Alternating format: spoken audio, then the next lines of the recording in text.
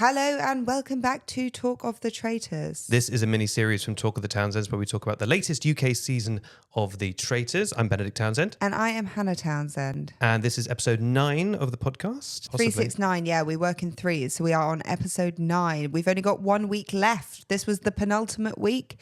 Next week will be the ultimate week. Yeah, it'll be the ultimate week. Why do we call it penultimate? That's a good question. Does ultimate mean, I guess ultimate means Final, end? Yeah. ultimate final. As Queen Claudia pointed out, we've only got 2 more banishments where they will announce themselves. And then we've got this uncharted territory of the secret leavings. The secret leavings. And then there was also a little snippet, spoilery, preamble, but we'll get into that. So yeah. a lot Keep listening for that. I'm going to put it out there and say that was the worst task we've ever seen in the Traitors. Really? It was crap. I think the gunk was worse, personally. I think at least the gunk had a bit more stakes, like watching them all just carry something heavy up a hill. It was also a task based purely on physical ability. Yeah. Which puts some people at a much more advantage than others. Like Leanne carrying her own head was actually making it slightly more interesting. If they had all been incredibly selfish, it would have made it a lot more fun. That's the thing. Well, is it a bad task or is it the way they played it? I mean,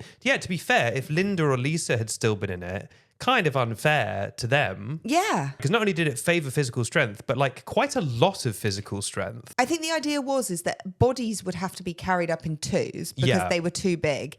And then I guess the idea is that the fastest 2 would then run down, grab a head and go back up. But then they were all taking other people's head. I just thought it was rubbish. And I thought, what's the point? Yeah, it also wasn't the most dynamic telly to watch. Yes. Aside from the fact they did make all the bodies look like penises, and I think that was deliberate. Yeah. So we got some nice little screenshots out of that. That was kind of made for Twitter. Yes. From the production design team. I appreciate that. But yeah, I agree. It wasn't the most dynamic thing. And then the fight to get the shield ultimately was a bit of a lame. It wasn't that much of a fight. Bit boring. And I think in previous challenges, watching someone sacrifice something to go and get a shield, or, you know, we saw yesterday, was it Jake rooting around a teddy bear, is just a little bit more interesting. Just them all being like, I guess you get the shield, was like, all right then. Yeah, them all just doing a fair little vote. And Freddie got the shield. I will say, Freddie, he's had a hard time. Freddie is always just catching strays. People will be like, I'm not sure about Charlotte. And by the way, just out of nowhere, screw Freddie. People would just be like, I'm just going to take a moment to say I hate Freddie. Like, I think that's what sealed Leon's fate, is that he was sat 1 foot from Freddie. And he was like, Joe, honestly, if there was a chance to vote for you over Freddie, who's a traitor who I don't trust, I would have chosen you. And you just see Freddie every time just be like, oh, man. Okay, then. I felt bad for him in that scenario. Also, I do believe, Leon, that he was just lost and didn't realise Joe was part of the vote. But also, how was he lost? Yeah. I don't know. It was a conversation between like 5 people. It was quite traitory. I kept thinking like, I know he's a faithful, but this sounds incredibly suspicious that he's saying this. Yeah. I will say, Leanne choosing to take her own head, all right, as part of the challenge, fine, that is a tactic. And she was even saying in the VT and stuff, she's like, look, we're all in it for ourselves. It's a game of one. I'm looking out for me. You can do that. That's fine. It is by definition selfish. You're literally looking out for yourself. Yeah. So how come she was doing all that? And then the second someone used the word selfish, she was so indignant. I'm like, sorry, you've either got to play the selfish game and commit to it. You can't then get a bit annoyed if people call you selfish. You are being selfish. I guess that was the thing, though. She felt like she wasn't being selfish because she didn't run up that hill and then just throw her head on the thing. I think if she'd have gone through with it and they'd have called her selfish, right, she could have owned that, I don't think she would have owned it, but she could have owned it. I guess. Leanne's not very good at taking any sort of, not even criticism, just commentary about her. She's quite fiery. She's defensive. She's very defensive. And look, it's a high pressure game. I understand there will be times where people are kind of, you know, set off by different things, but I guess she didn't go through with what she wanted to do, which was she wanted to do a selfish action. She didn't follow through on it. So then to still be called selfish is frustrating. I guess. But it's just like, I don't know. I'm always amazed at how personally insulted people get in the game. Like anytime someone gets accused of being a traitor, they're like, how dare you? And it's like, well, it's going to happen eventually. I will say, she by her own words, she says, I tend to go in all guns blazing. Thank God she's a nail tech and not, say, for example, a soldier. Because all guns blazing would be a terrible way to approach the situation. Exactly. I don't know why Leanne said, I want to hide how physically fit I am. I was like, Yeah. I don't think anyone's going to think anything if they think, wow, Leanne's ripped, or wow, Leanne can carry her own head. I think they'd just be like, fair. If anything, they think you're a good team member. Yeah. Like Leanne works out. Yeah, exactly. Like Alexander did so much work for the team. It didn't make him look like a traitor. It made him look useful. I think Alexander is coming to light as one of my favorite Traitors contestants ever. Yes. He's having so much fun with it. Like, you see him, he's always giggling. He's very, very enjoyable to watch. He's super smart. He makes quippy comments. He dived into a bush. He dived into a bush this episode. Last episode, we saw him very invested in that songbird challenge. Yeah, doing opera singing. In this round table, we also saw Alexander stand up to Joe and basically saying, you're being a bit mean. Yeah, he was like, you can accuse me, fair enough, but like you can do it nicely. And Joe came back with, well, it's just my opinion. Yeah. But it's how you say your opinion, Joe. Exactly. Self-reflection. Yeah, honestly, I love that because it's so funny. We have the same brain. You know, all this game, I'm like, I'm just rooting for Mina. None of the faithfuls are really doing it for me. I'm coming around to Francesca because I think she seems really nice. I mean, she's not very good at the game, but Yeah. she seems nice. But Alexander, out of nowhere, I'm like, yeah, like you say, he's really funny. He's also really switched on. Like, I did respect him at the round table being like, I don't know. I think these people are faithful. But I've got nothing I got else. nothing. It was a rare instance of someone saying, I got nothing that doesn't seem suspicious. Yes, I agree. And he was gutted about Leon. Gutted about Leon. He was also the only one. Everyone had good reasons for wanting the money, but he was the only one who made us cry with his reason. We were genuinely tearing up. We were genuinely tearing up. What a lovely kind of story. So sweet. Also, I love the mean camera angles where they would have someone telling their sob story and then over their shoulder it would be filming Mina. Was it? Yeah, there was loads of shots where someone was like, you know, it just means so much to my kids, and it would just be an over-the-shoulder shot of Mina having to watch it and being like, oh God. I'd find that really difficult That to is hear hard. those reasons. You know, I mean, IVF, a charity camp, wanting to sit first class on a plane, Yeah. and know that I was behind trying to steal the money from these people. Definitely. Although I will say, Joe, it felt like Joe hadn't even thought about it. He was like, yeah, it'd be nice to have money. Maybe I'd spend some of it or whatever it was. Especially because he went right after Alexander. I'm like, not the most compelling reason. Yeah, I mean, we'll come into this. We're going to film a bonus episode tomorrow, but we were in the process for going on a reality telly show. Yeah. And one of the main things, you kind of get like almost a mentor when you're doing these things.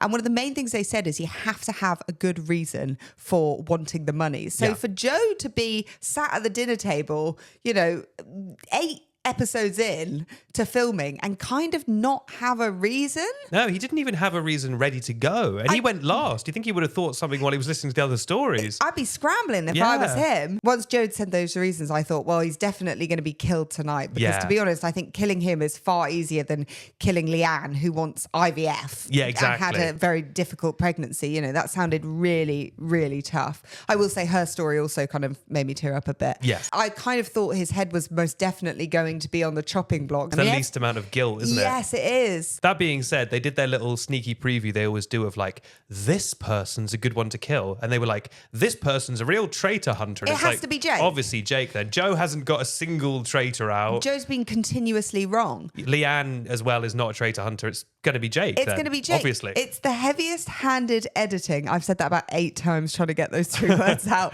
We've seen. It's the new he gave a post. He gave a pose. It's the heaviest handed editing we have seen. Yeah. I mean, it was very obvious. Huge revelation at the end of the latest Traitors episode. Claudia saying that one of them is going to be given a power. What on earth do we think that means? Did you say like power that's going to like throw the whole game into something? I mean, Yeah. power, I think you're going to be able to reveal who the traitors are, but somehow not be able to say it or something?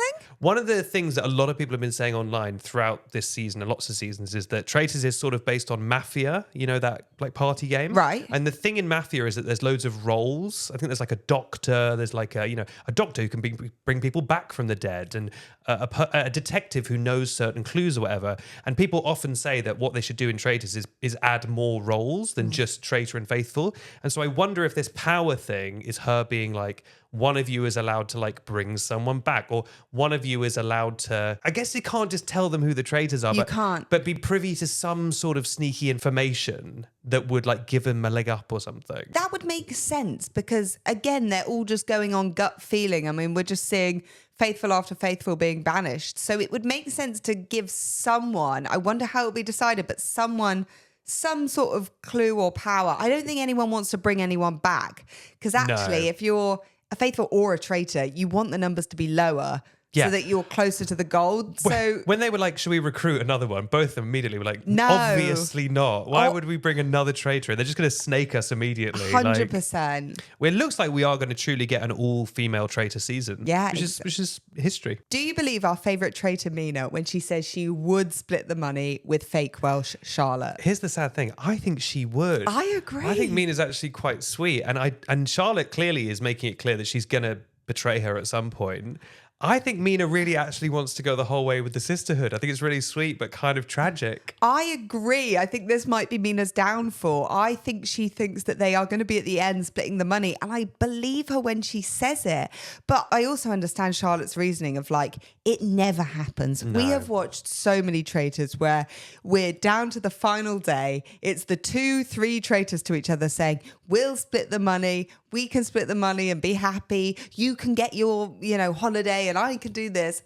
Never happens. So I understand. It's going to be a weird dynamic though in that final where you're banishing people, but they're not revealing if they're traitors or not. Well, that's the thing. It's going to make it so much twistier. Feasibly, you could go to the end. The problem with the previous seasons is if they had banished and not found a traitor, you just keep going till you find a traitor. However, this one, they won't know. So feasibly, you get all your suspicions out. And they feasibly could have won together. Yeah, maybe part of the reason why they've done this rule change is to stop the traitors automatically betraying each other when you get to the end, because otherwise there is no incentive to work together as the traitors. And also we've seen time and time again that a traitor can really only ever win by themselves in that scenario. Exactly. If you think of all the other series, despite what they've said to each other, it always comes down to picking one over the other. Yes, because you have to eliminate them in that game. But yeah, I know it's tearing sorry, to use her proper name, fake Welsh. I know it's tearing her apart, but I think she wants to betray Mina. She's really good at being a traitor. She Charlotte. is. She hasn't changed at all. No. Like none of her mannerisms. Everyone also is just like, it's often been said that the absolute strongest position you can be in the game is to be late recruited because they all trust her because she has been trustworthy 90% of the time. So you've got this amazing groundwork behind you. It is so funny though, how like, sometimes I'm like, can they see Mina?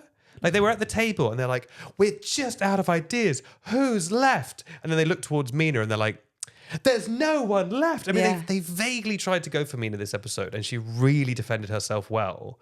And then they were all like, yeah, not Mina. Well, Freddie at the end of that round table said, I know who it is. It's Mina. He's just got this sneaky suspicion, hasn't he? Well, that's probably because he's a traitor. Have we considered that? I guess speaking of Alexander, actually, do you think he was an ex-spy? Is that what they're hinting at? Someone was saying this to me at work the other day because it's like he was a British diplomat who like worked abroad. So like, is the implication he was a spy? Maybe. In conflict zones? Yeah. I still couldn't tell you for love nor money what that was. Was he a negotiator in conflict zones? I think so. But did he negotiate using karate and bullets? Was his number 007? Yeah. Oh, very good. A James Bond reference. You said this last podcast, but Leon really did have that kind of dejected, I've given up on life vibe about him, which usually happens right before a person is eliminated. Like, I think if he'd been a bit peppier, they maybe wouldn't have voted him out. But it was like Kaz, like they get all the suspicion on them and then they just they're like so weighed down by it that they almost want to be banished. I was actually really happy to see Leon go. I didn't like his energy going into that where he was like, I'm going to be ruthless. I'm going to be... No more friendship. No more friendship and all this stuff. And then he kind of didn't even deliver on that. No. So it was all a bit weak, wasn't it? Weak but negative. Weak but negative. Maybe weak's a bit harsh, but I just felt that like he was so down and negative. We didn't see him have fun with any of it, really. He was very much in his head, a bit like Anna. We saw it a couple of times and it's just not fun to watch. Like at the end of the day, it is a game. Exactly. Like I do sympathize that when you're in it, it probably does drive you around the bend. Yeah. It's very stressful. But, again, this is why I'm enjoying Alexander. He's just along for the ride. He always recognizes how silly it all is. Yes. And he takes part. Yeah. But he's like, at the end of the day, we're bringing a giant penis statue up a hill. And you got to laugh at that. And he brought 3 giant did. penis statues up the hill. He was the penis statue master. Can you imagine being Claudia Winkleman? I mean, at least the paycheck's good, but having to watch them all, the challenge was 40 minutes. And in that time, it was sunny and then it poured with rain and then it was sunny again. And she was just standing watching them From a distance. bring heavy objects up a hill in quite slowly. Do you think she was there the whole time? I think she might have put back to the trailer. No, of course she was. Also, it was 40 minutes TV time. They were probably doing it for like 2 hours. Yeah, this is another thing. Sorry to bring it back to that challenge, but like, you know, as viewers and as people who watch a lot of TV, we're not stupid enough to think that they only had 2 minutes left for this challenge. I know. And so when the challenge is so boring and we know that, you know, things are a little bit fiddled and that actually that they, you know, they've just done it to make it the most exciting thing where everyone's up at the same time and they have to decide. And it still wasn't that exciting. Yeah. It's like, come on. It is really funny that on reality TV, you always arbitrarily have to have a timer on everything. Yes. And they always have to finish it within the last few seconds. You never get a challenge where they're like, Claudia's like, damn, you actually had 25 minutes left. Never. You want to do it again? Like, it's always like 3, 2, 1, you know, and you know that they didn't do it like that in real life. Yeah, I mean, when they started digging that grave, when Francesca got the Roman numerals wrong, you know, I was thinking like, and then she was like, you've got 1 minute. It's like, it's sneaky editing, isn't it? It is, like, not to talk about a different show, but you know where they really do that is Bake Off. Bake Off is so funny for that. Someone will put something in the oven and then it'll cut to Noel and he's like, you got 20 seconds. And then they do a lot of quick editing and then someone's just got a completely baked cake and they're like, wow, he pulled it off right in time. It's just like... Yeah, Bake Off is always that. It's, I'm so behind. Finished cake. No, I have done a 5-tiered cake though. Finished cake that looks like a swan. Yes. You know. And I had 1 microsecond left. That's crazy. Amazing. We are a third of the way through the Traitors series. Shall we talk about the best memes we've seen? Yes. We're only a third of the way. We're only a third of the way. No, surely we're 2/3 of the way. Sorry, we're 3/3. We're 3/4 of the way through. Yeah, I was like, we're a third of the way through. That'd be amazing. We are now 3/4 of the way through the Traitors. Shall we talk about the best memes we've seen? Yes, we should. We are 1% into the Traitors. Fozia, Linda, I knew it was you. Linda, it's Doris. There's the salad. There's that salad. Nice crossover of our 2 faves, Traitors and Gavin and Stacey. By the way, this is a meme adjacent. The other day, on the day that Linda left the show, famous singer Linda Nolan also sadly passed away. So hashtag RIP Linda was trending on Twitter. Unfortunately, it was a blend of people mourning the actual death of Linda Nolan and people fake mourning Linda from the Traitors. Are you serious? Yeah. And then, so it was half people doing one, half people doing the other. And then the rest of the people were like laughing about what a bizarre combination that was. This is R.I.P. This is 2025's David's Dead. It really is. Do you remember where you were when you watched David's Dead? Who was the actual David who had died? Was it David Bowie? It was David Bowie had died, but then there was another David who lived in York. Ah. That guy who lived in York. Benedict and I both went to York University. I'm trying to think. I know, and then, therefore we know all the people who live in York. We And think he David. was like the famous guy. The thing about going to uni in York is that there was 2 famous people. This guy David, who clearly wasn't that famous because I can't remember Was his. it David Guest? Yes. Does he live in York? I think so. He's like American, but maybe he lives in Yes, York. I think he did. Yeah. Oh, okay. David Guest. Shall I check? Is David Guest dead? I think he is dead. Yes. Don't be too excited. Sorry. Hannah just saw that he was dead on Google and went, yes! David Guest's ashes have been scattered in York. Wow. My point stands. So I'll go back. So the thing with us both, we lived in York for 3 years, is that York has literally no famous people. So I always remember people always chatting about David, who I now know as David Guest, Yes. was in York. And that Johnny Depp once went to this bar, Evil Eye. Yes. And the rumours around York is that it was Johnny Depp's favourite bar. And I was like, I bet he came here once. Yeah, I think he just saw a picture of it online once and was like, that seems like a nice bar. I think, because the other day, I think York University, our alma mater, it gave like honorary degrees to Reece Shearsmith and Steve Pemberton, you know, the guys from Inside Number 9. Oh, yeah. And I was like, oh, sick. I didn't know they went to York. They didn't. They just gave them some awards. I think a lot of places do that though. I know, but I was like kind of excited. Oh, yeah, so I thought we could claim them, but we can't. Okay, so our next tweet. Oh, it's a classic. And this is, we didn't even talk about this. This is Anna's incredible interpretation of the name Mina. And also, I think it was Mina's face in reaction to this that was like, huh? I thought such a good line Mina could have used today when people said your name came up. She could have said, well, you're right. My name's never come up. A name came up. Imagine spelling Mina. How she spelled it? Meina. What a fascinating. Mina. Because surely you'd go for the classic Mina, right? Minna. Is that not Minna though? It's closer than whatever that is. That's Maina. My dyslexic brain would think Mina was spelled M-E-N. Either A-H or I-H. Mean. What about Meena? No, my brain wouldn't think like that. Because I would spell it how it sounds. Mean, M-E-A-N-A. Ah, that's Mina. how I'd spell Well, that's it. close to Anna's interpretation. So actually, maybe that's what she went for. I got a hot take about the Traitors. I feel like I've been defending them a lot, right? Everyone always makes fun of them misspelling the names. You never see people's names written down when you're in that castle with them all the time. Yes. You spend time with them, you hear their names, you say their names, but especially if someone's name has come up for the first time, you've never actually seen their name written down. We at home see their name written down all the time because it pops up on the screen. Yeah. So I know how to spell these names. Yeah. But if you've never seen Mina written down, now obviously Anna went for a really wacky interpretation. Yeah. But like, that's probably partly why they're misspelling it. They've never actually seen the correct spelling. Now, sometimes they are managing to spell Alex. Natha. Yeah, Natha. Sometimes they'll be like Alex and they'll spell Armania. I mean, Armania is an all-time great one. The top three we've seen this season are Natha, Armania, and now Mina. Miaina. Miaina. I still contend I think Natha was meant to be a nickname. Okay. You right, Natha? I'm going to hold my hands up and say, I could imagine if I was in there and I was really stressed about spelling someone's name, I would vote for someone else. I wouldn't want, honestly, I just wouldn't want to look silly. I could imagine being like, I really think it's Mina, but being like, I'll go with Frankie. And did you see Mina had actually scrubbed out Frankie with an I-E and a Y? You could see she'd scrubbed the end out in this one. So she'd done a Y originally. And I think so. She changed it to an I-E. You'd be like, it could be Clarence.